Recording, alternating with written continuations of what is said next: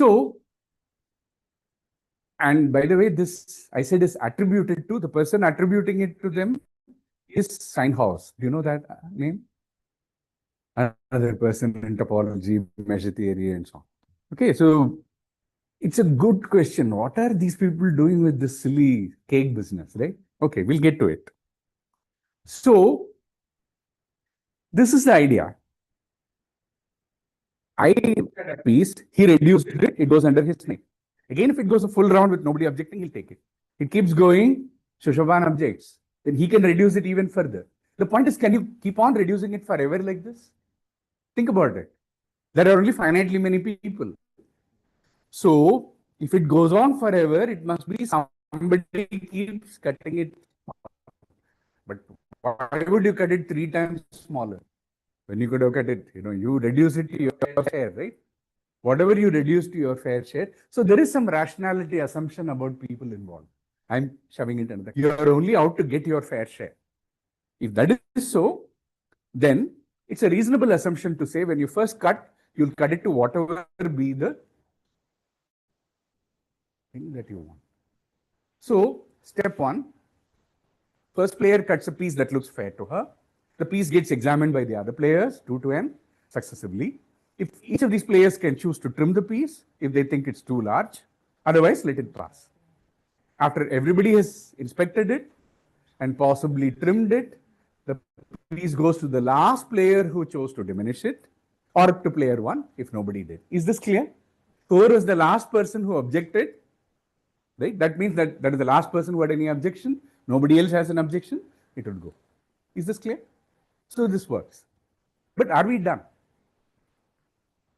Why? What happens to the trimmed piece?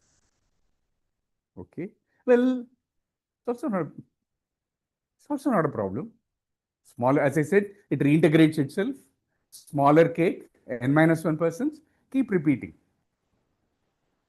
And we can prove formally, again, formalization is an interesting question in all these things. I'm going to skip that. What it achieves is proportionate division. Don't worry about that. Proportionate division basically means if we start with a situation where everybody wants at least 1/10 of the cake. I want half the cake. She wants 1/3 of the cake. There are 100 people around her. So if we want more than 1/10, we will get 1/10. We can prove that if we all want at least 1/10 of the cake, according to our own measures, then we will all get 1/10. But, okay, there is a problem with this thing. Why? Right? I cut a piece. It goes all around the table. Nobody objects. And I've come to a corner and I'm about to eat my cake. Then Deepa cuts a piece, passes it around. Nobody objects. And she joins me at the table. And then I just look at her piece and die of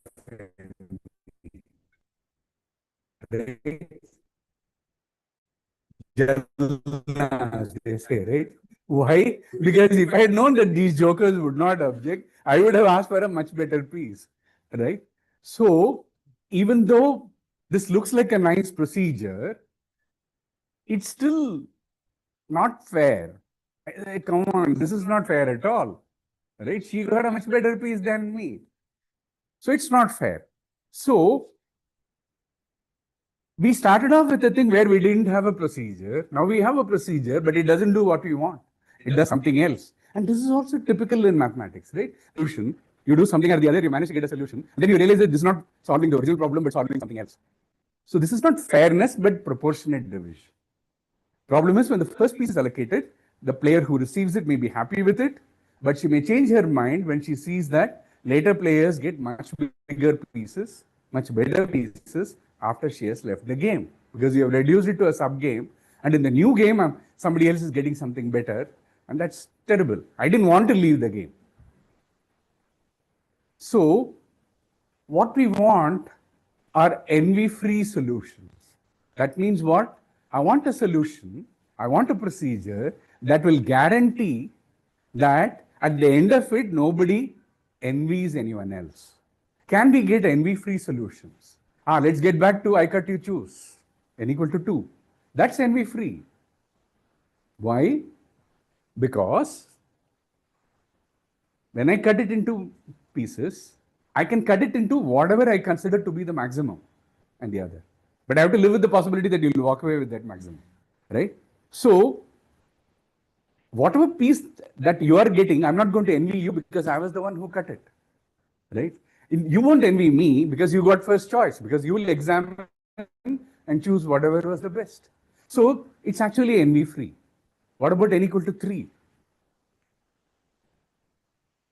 Okay, so now let me ask, proportionate division, where it says everyone wants 1/n, everyone gets 1/n, is only one possible requirement. Is the division optimal?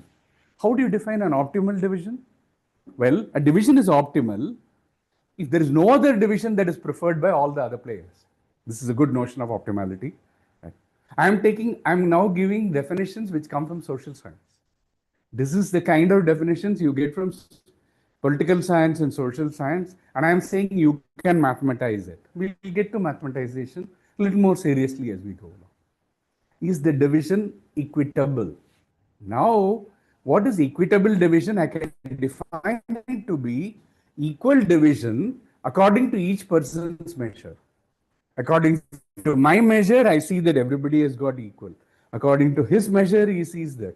That's what I would call equitable. Because our measures are very different. Our needs are very different, right? Is the division envy free? Has everyone got maximum share according to her own measure? If Deepa gets maximum according to her own measure, there's no reason for her to envy anybody else, right?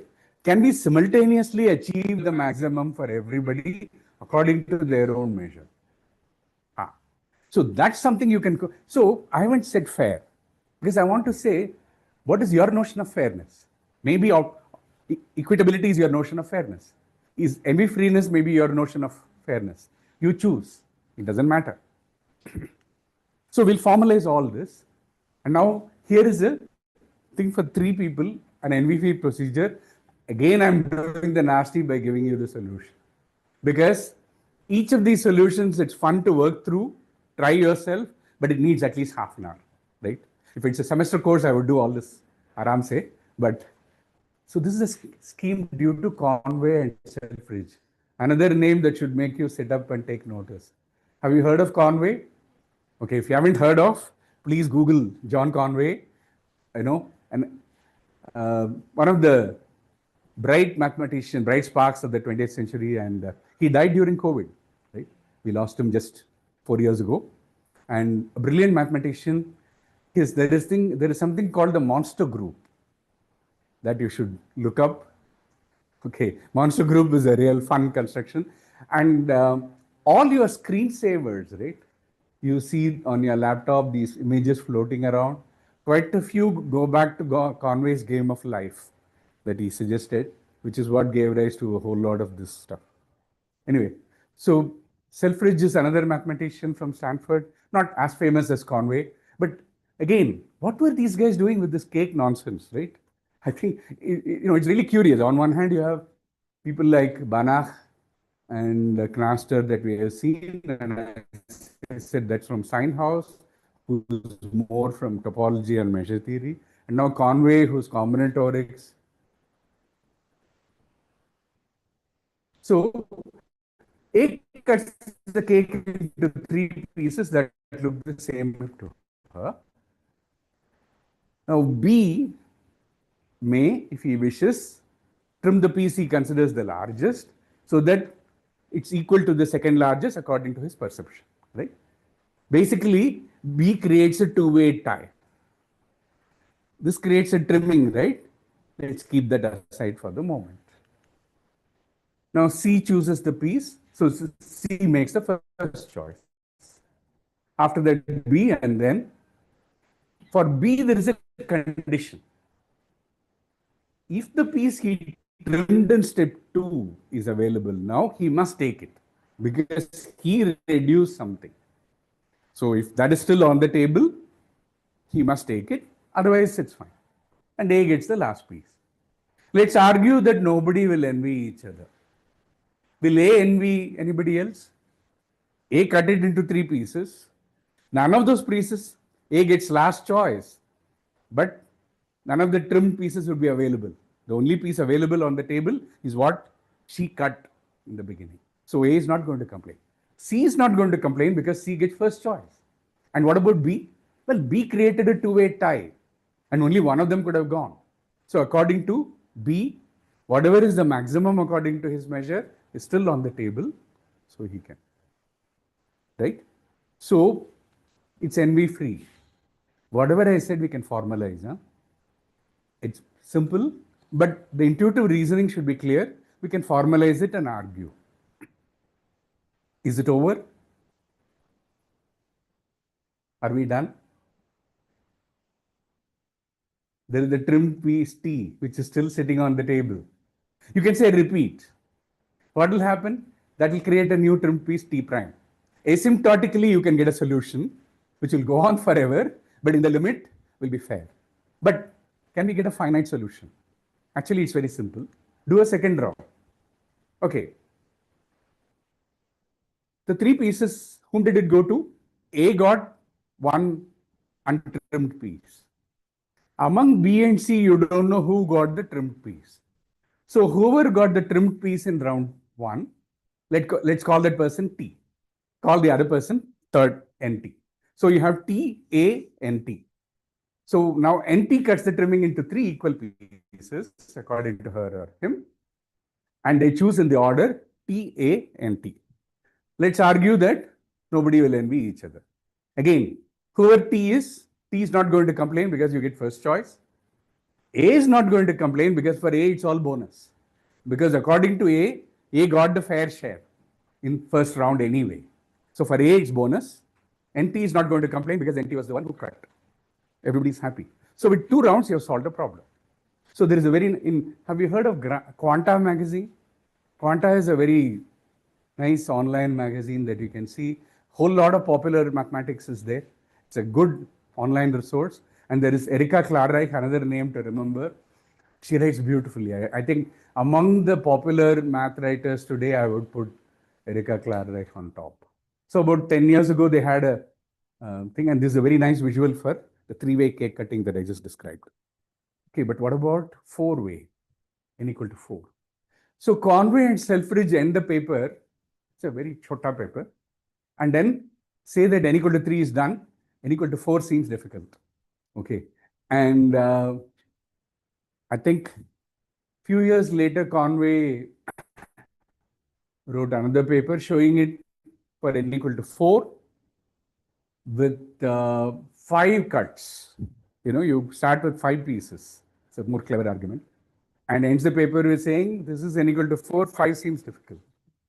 And Steve Brahms in 1978 gave a solution for N equal to 5, which starts off with 12 cuts, 12 pieces. And so it went on.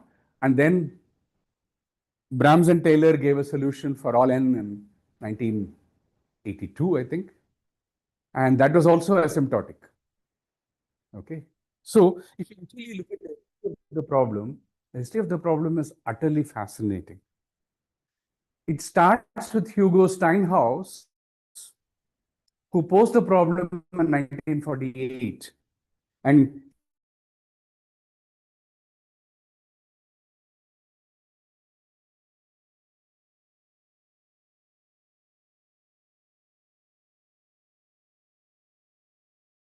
is originally from 1940. So more on that. It's a beautiful paper, short paper, where he asked this question for n% envy-free division. I told you already 3, we saw it as difficult, right? So, but this is mathematics, right? He looked at it for any n and showed that envy-free solutions exist. Go and find it. How do you prove such theorems? We'll see, right? And it's in that paper, he shows this, he attributes that last diminisher method to Banach and Plaster and says that